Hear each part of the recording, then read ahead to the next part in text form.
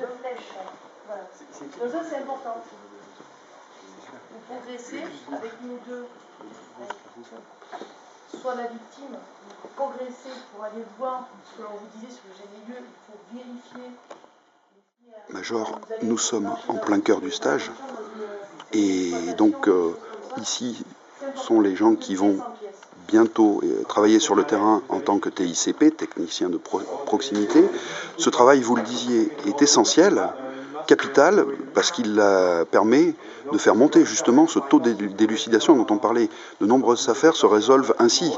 Est-ce que vous avez des exemples? Tout à fait. Donc cette montée en puissance de la chaîne criminalistique en Lozère, donc par la formation régulière de nouveaux TICP, donc a montré effectivement sa cohérence et son efficience donc, par la résolution de nombreuses affaires suite à des prélèvements effectués par les TICP ou les TIC. Donc effectivement, j'ai en mémoire plusieurs affaires déjà jugées dans une première instance.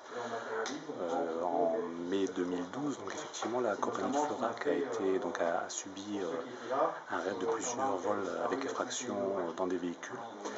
Et les prélèvements biologiques donc sur ces véhicules ont permis d'isoler un ADN, d'identifier son auteur et de le condamner à un an d'emprisonnement.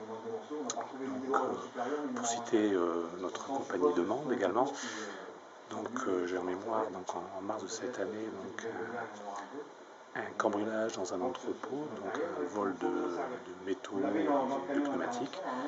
Donc là encore, un matériel biologique a été prélevé. C'est-à-dire que le malfrat avait laissé la preuve de son passage sur les lieux. Tout à fait, voilà. Donc on a eu une recherche d'ADN qui a permis d'isoler et d'identifier cet individu qui a été condamné pour le cas de mort dans l'entrepôt, donc à 18 mois d'emprisonnement. Vous voyez bien que cela porte ses fruits. C'est effectif. Et on pourra dire simplement que quoi qu'on fasse, quand on commet un crime, quand on a cette intensité que nécessite l'acte, on laisse des transferts, c'est-à-dire que l'homme laisse des traces, quoi qu'il arrive, et c'est là où vous intervenez en fait. Tout à fait, voilà, qu'elles soient papillaires, des traces effectivement de matériel biologique, effectivement toute action engendre un dépôt effectivement de ces traces sur la scène d'infraction. Et dans le lot, c'est-à-dire que nous avons les techniciens, mais nous avons aussi un support technique qu'ils vont utiliser. Ils ont une mallette qui leur permet de préparer les premiers actes.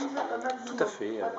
Donc chaque unité de gendarmerie dispose de nombreux outils, pas que d'une mallette. On vous montrera quelques exemples pour mettre en œuvre justement toutes ces techniques de police scientifique, des matériels de prélèvement, des matériels de conditionnement. Je vous invite à regarder justement ces outils. Vous êtes en pleine nature, on va dire déjà, premier cas, en extérieur. Vous avez une trace de pneumatique, une trace de pas, quoi que ce soit qu'il faut protéger, surtout des intempéries. J'allais dire la pluie, mais là, la neige est de circonstance. Donc il neige. Qu'est-ce que je fais? Je prends la boîte, je la retourne, je la mets sur mon empreinte, je la mets sur ma trace. On va parler plutôt de trace.